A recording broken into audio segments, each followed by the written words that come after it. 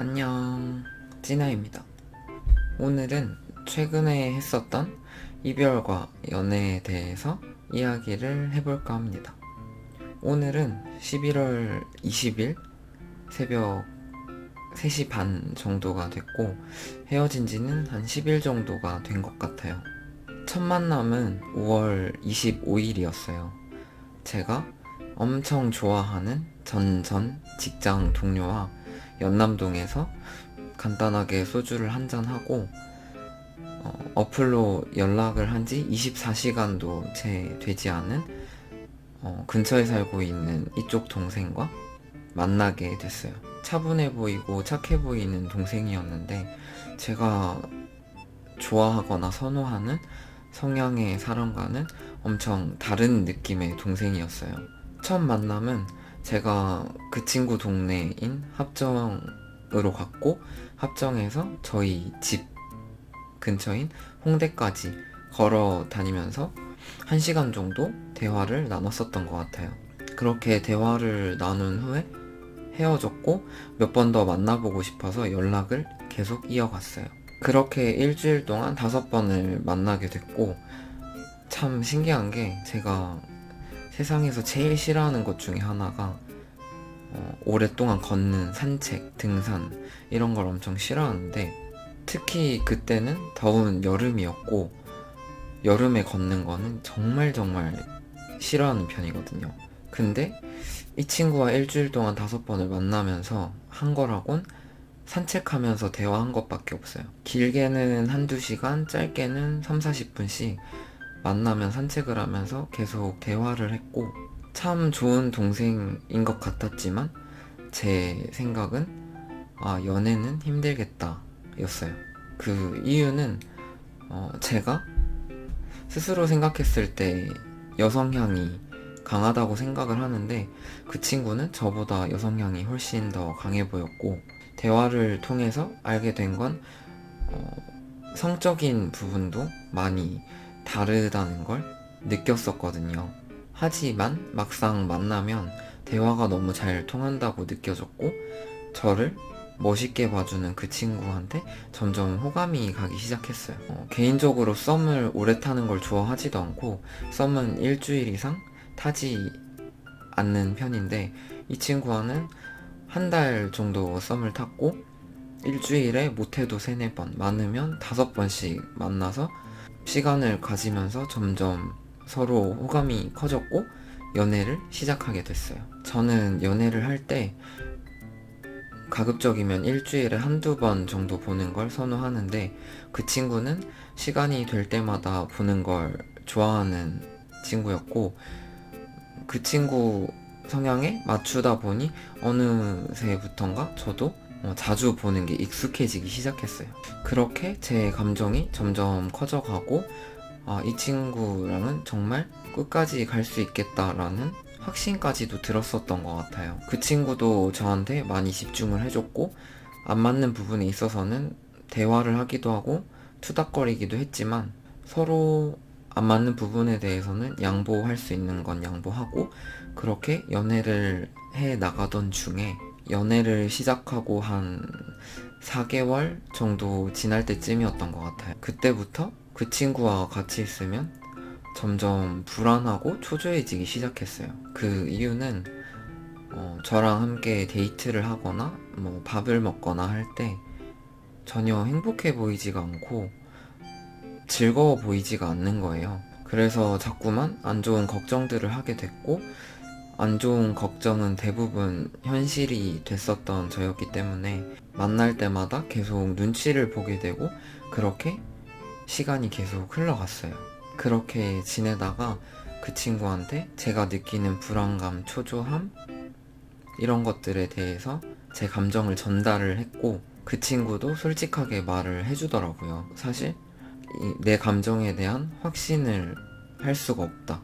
일단 내일 만나서 대화를 하자라고 얘기를 한 후 저는 그날 저녁 잠이 들기 전까지 거의 확신했었던 것 같아요. 이 친구는 마음이 이미 끝나버렸고 내일 만나서 헤어지자고 하겠구나 라는 생각을 하면서 잠이 들었어요.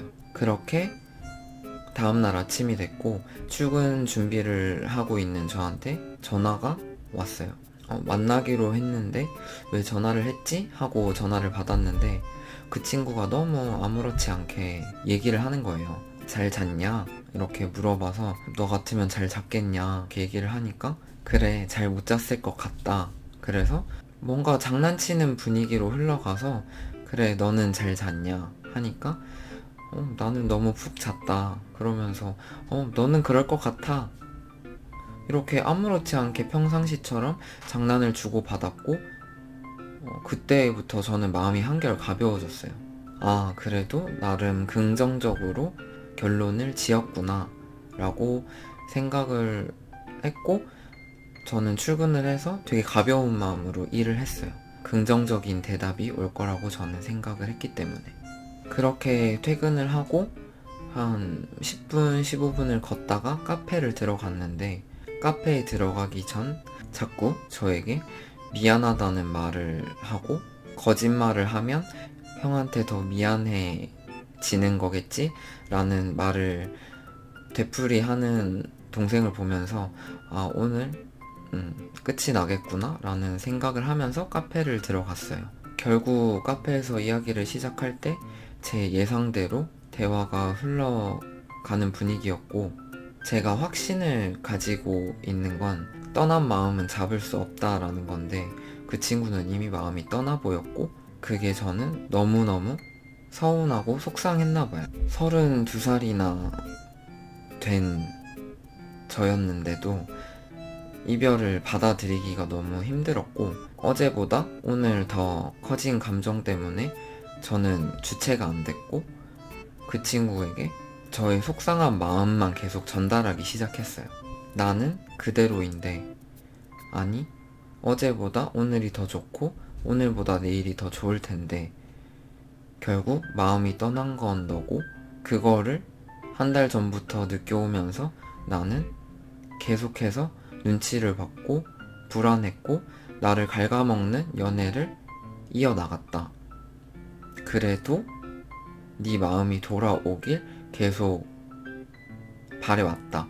결국에는 그 친구 탓만 계속 했었던 것 같아요. 그렇게 대화를 하던 중에 끝이란 단어가 나왔고 그 친구한테 받았던 커플 폰 케이스, 그 친구에게 받았던 물건을 그 자리에서 다 돌려주고 오늘은 나 먼저 일어나야 될 것 같다 라고 얘기를 하고 먼저 자리에서 일어나 버렸어요. 사실 그 친구와 대화를 하면서 절대 울지 말아야겠다라는 생각을 했었는데 그 한 달간의 눈치를 보게 된 순간들, 뭔가 연애를 하고 있는데 더 외로운 느낌을 받았던 순간들이 자꾸 생각이 나면서 그때 당시에는 억울했던 감정도 있었고 그냥 서럽고 복잡한 감정 때문에 그 친구에게 이야기를 하다가 자꾸 눈물이 나더라고요. 근데 제가 울자 그 친구도 미안했던 거였는지 무슨 감정이었는지 모르겠는데 같이 눈물을 흘렸고 끝인 걸 알면서도 집에 돌아가는 길에 계속 핸드폰을 확인했어요. 후회한다, 다시 돌아와라 라는 내용의 카톡이 와 있길 계속 기다리면서 집으로 걸어갔던 것 같아요. 그렇게 제 기대와는 다르게 아무런 연락이 없었고 저는 집에 와서 그 친구가 저희 집에 머무르면서 두고 간 물건들, 화장품, 옷까지, 신발, 이런 것들 다 짐을 싸고 잠이 들었어요. 저는 걱정하는 일이 생기면 항상 꿈인 걸 알면서도 꿈을 계속 꾸거든요. 그날도 어김없이 꿈을 꿨는데 그 친구가 아무렇지 않게 저희 집 비밀번호를 누르고 들어와서 하하호호 행복한 순간을 갖는 그런 꿈을 꿨고 다음날 잠에서 깼을 때 또 현실을 받아들여야 했고 하루가 지나고 나서야 후회가 되더라고요. 어차피 잡을 수 없다는 것도 알고 끝났다는 것도 알고 있으면서 조금 더 어른스럽게 왜 보내주지 못했을까?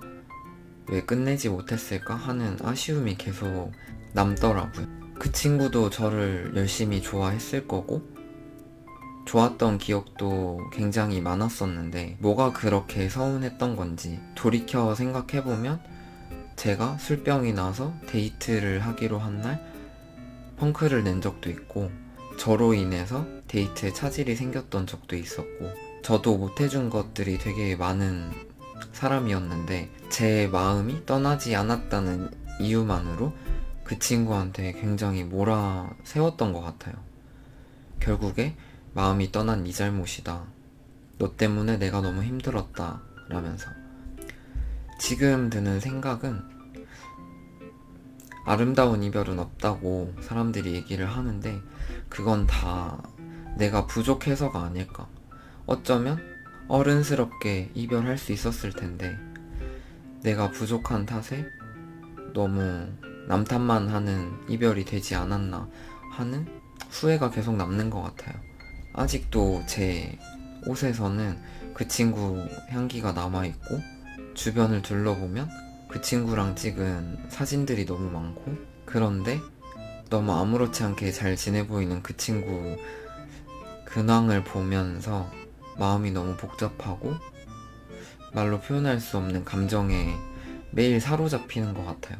원래 연애라는 게 남의 연애 들어볼 때는 아무것도 아닌데 제 연애를 돌이켜보면 너무 유치하고 부끄러운 기억들이 많이 나잖아요. 부디 여러분들은 저처럼 후회하지 말고 조금 더 성숙하고 어른스럽고 행복한 연애 하시길 바래요. 그럼 다음 영상에서 만나요. 안녕. 뿅.